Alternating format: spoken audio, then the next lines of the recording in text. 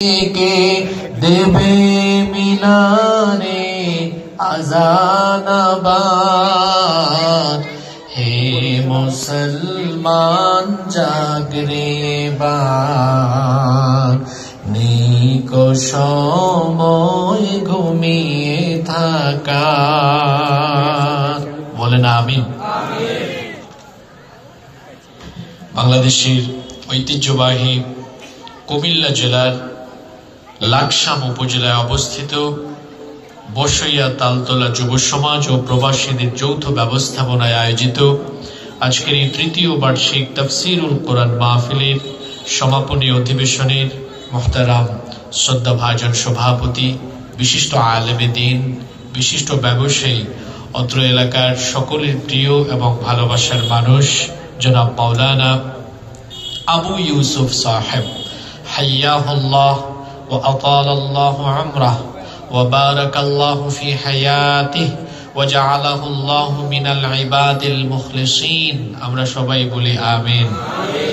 আজকের মাহফিলের সম্মানিত প্রধান অতিথি, শহীদ ঈদগাহ বাংলাদেশ জামাতে ইসলামী কুমিল্লা জেলা দক্ষিণের সম্মানিত সেক্রেটারি, বিশিষ্ট রাজনীতিবিদ, বিশিষ্ট সমাজসেবক, অত্র এলাকার গণমানুষের প্রিয় ব্যক্তিত্ব, জননন্দিত জননেতা জনাব অধ্যাপক ডক্টর সৈয়দ AKM সারওয়ার উদ্দিন সিদ্দিকী হাফিজাহুল্লাহ ওয়া রাআহ, পোস্টারে উল্লেখিত সম্মানিত বরেণ্য অতিথিবৃন্দ, আল্লাহ তাআলা সকলকে দ্বীনের জন্য, কোরআনের জন্য কবুল করে নেন। আমরা সবাই বলি আমিন। আজকের মাহফিলে আলোচনা করেছেন বিশিষ্ট আলেমে দ্বীন, আমাদের শ্রদ্ধাভাজন জনাব হযরত মাওলানা মামুনুর রশিদ আল কাফি সাহেব।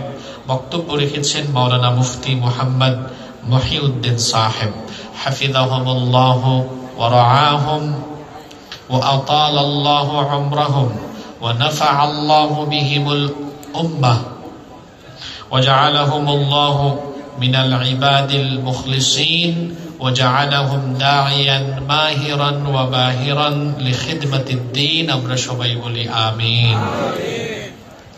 মঞ্চে বসা আসমানের তারকা সমতুল্য শ্রদ্ধাভাজন উলামায়ে কেরাম, উপস্থিত বিভিন্ন রাজনৈতিক দলের সম্মানিত নেতৃবৃন্দ, সামাজিক নেতৃবৃন্দ, বিভিন্ন পর্যায়ের সম্মানিত ব্যবসায়ী ভাইয়েরা, এসেছেন দূর দূরান্ত থেকে আমার বাবার বয়সী সম্মানিত মুরব্বিয়ানে ইলদাম, যুগে যুগে আল্লাহর জমিনে আল্লাহর দ্বীন প্রতিষ্ঠায় যারা অগ্রসেনানীর ভূমিকা পালন করেছেন, আমার কলিজার টুকরা প্রিয় যুবক, তরুণ এবং ছাত্র ভাইয়েরা, পর্দার আড়াল থেকে শ্রবণরতা শ্রদ্ধেয়া মা এবং বোনেরা, উপস্থিত মিডিয়ার প্রিয় কর্মী এবং সাংবাদিক ভাইয়েরা, আমার প্রিয় বসইয়া তালতলা সম্মানিত লাকসামবাসী, আপনারা সবাই কেমন আছেন? আলহামদুলিল্লাহ। আমাদের সবাইকে সুস্থতার সাথে বাঁচিয়ে রেখে আজকের এই সুন্দর, বরকতময়, নান্দনিক এবং জান্নাতি এই আয়োজনে আমাদেরকে শামিল হওয়ার তৌফিক যিনি দান করেছেন, গলার আওয়াজ বড় করে সবাই বলেন তো তিনি কে? সেই মহান রবের জন্য হৃদয়ের সবটুকু ভালোবাসা, আবেগ, অনুভূতিকে উজাড় করে দিয়ে খুশি মনে প্রাণবন্ত আওয়াজে উচ্চ কণ্ঠে কালিমাতুশ শুকর আদায় করে আমরা সকলেই পড়ছি আলহামদুলিল্লাহ।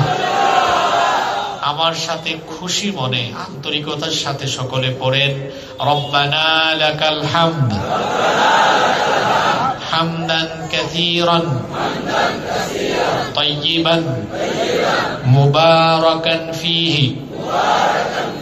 সকলে মহব্বতে পড়েন ইয়া রাব্বি লাকাল হামদু ওয়া লাকাশ শুকরু কামা ইয়ানবাগি লিজালালি ওয়াজহিকা ওয়া আযীমি সুলতানিকা। লাকাল হামদু বিল ঈমান ওয়া লাকাল হামদু বিল ইসলাম ওয়া লাকাল হামদু বিল কুরআন। আমরা প্রশংসা করেছি কার? আল্লাহর প্রশংসার পরে দুরূদ এবং সালাম পেশ করছি সর্বকালের, সর্বযুগে সর্বশ্রেষ্ঠ মহামানব নাবিয়ুনা ওয়া সাইয়্যিদুনা ওয়া কুদওয়াতুনা মুহাম্মাদুর রাসূলুল্লাহ সাল্লাল্লাহু আলাইহি ওয়াসাল্লামের প্রতি, যাকে আল্লাহ তাআলা আমাদের হেদায়েতের জন্য পাঠিয়েছেন। আল্লাহুম্মা সাল্লি আলাইহি আল্লাহুম্মা বারিক আলাইহি। সম্মানিত লাকসামবাসী, আমরা খুব, এটা কি মনোহরগঞ্জ? আচ্ছা, আমি ভেবেছি সম্ভবত আমি লাকসাম এরিয়াতে আছি। যাই হোক, আচ্ছা, সম্মানিত মনোহরগঞ্জবাসী, আমরা এখানে রাত 10টা বাজে বিনা বাধায়, বিনা টেনশনে, খুব আরাম করে বসে আল্লাহর কালাম শুনছি। কিন্তু ঠিক এই মুহূর্তে আমাদের ফিলিস্তিনে অবস্থানরত ভাই বোনেরা উদ্ভাস্তর মতো দিকবিদিক ছোটাছুটি করছেন। অসভ্য দখলদার ইসরায়েলের বর্বর ইহুদিরা ইতিহাসের সবচাইতে বর্বরতম গণহত্যাচারী ফিলিস্তিনের গাজ্জা এবং রাফাকে তারা নিঃশেষ করে দিয়েছে। বড় ব্যথাতুর হৃদয় নিয়ে আমরা এখানে হাজির হয়েছি।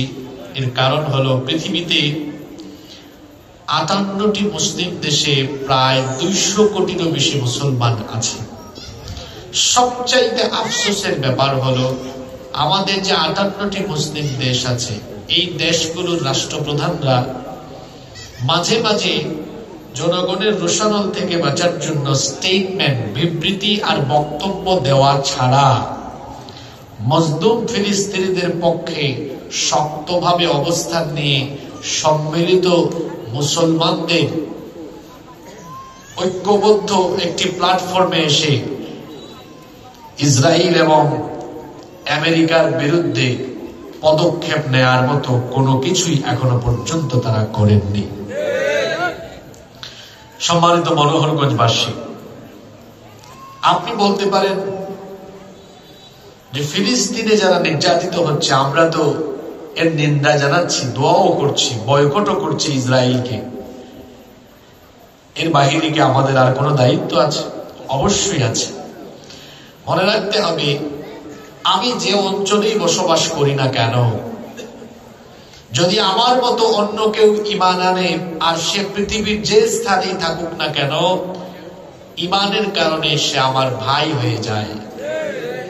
আর ঈমানী সম্পর্কের কারণে এই উহুওয়াত, এই ভ্রাতৃত্ববোধের মর্যাদা এতদূর পর্যন্ত চলে যায়। আল্লাহর নবী বলেছেন, আল মুমিনুনা কাল জাসাদিল ওয়াহিদ, মুমিনরা হলো একটি দেহের মতো। আপনার শরীরের কোথাও যদি আঘাত লাগে, তাহলে এর ব্যথা কি পুরো শরীরে অনুভূত হয় কি হয় না? তো মুসলমানের সম্পর্ক হবে এমন, একজনের উপরে আঘাত আসলে একজন মজলুমের পক্ষে সারা দুনিয়ার মুসলমান দাঁড়িয়ে যাবে। কিন্তু আমরা কি সেটা করতে পেরেছি? জোরে বলেন, আমরা করতে পেরেছি? বৈশ্বিক ভাবে একত্রিত হওয়া তো দূরের কথা, এই 56,000 বর্গমাইলের বাংলাদেশে আমরা টুপিওয়ালা দাড়িওয়ালা মুসলমানরা এখনো একত্রিত হতে পারি নাই। আমরা যদি একত্রিত হতে পারতাম, তাহলে 90% মুসলমানের দেশে মানুষের তৈরি করা আইন প্রতিষ্ঠার জন্য পার্লামেন্টে লোকজন যেত না। আমরা যদি একত্রিত হতে পারতাম, তাহলে কোরআনের পক্ষের, ইসলামের পক্ষের লোকেরা পার্লামেন্টে চলে যেত। তার মানে বোঝা গেল আমাদের নিজেদের ভেতরে ঐক্যের সবচাইতে অভাব। আমাদের ভাই বোনেরা আজকে এত নিপীড়িত, তার কারণ হলো আমাদের ভ্রাতৃত্ববোধের যে জায়গায় আমাদের থাকার কথা ছিল, সেখানে আমরা নেই। আল্লাহ নবী আরো বলেছেন, আল মুমিনু লিল মুমিনি কাল বুনিয়ান, বুখারীর হাদিস, ইয়াশুদ্দু বা'দুহু বা'দা। একজন মুমিনের সাথে আরেকজন মুমিনের সম্পর্ক হবে এমন দেয়ালে থাকা ইটের গাঁথুনির মতো। একটা বিল্ডিং যখন নির্মাণ করা হয়, তখন একটা ইটের সাথে আরেকটা ইট মশলা দিয়ে, বালু সিমেন্টের মশলা দিয়ে কি দেওয়া হয়? জোড়া দেওয়া হয়। জোড়া দেওয়ার পরে সেই দেয়ালটা দুর্বল হয় না শক্তিশালী হয়?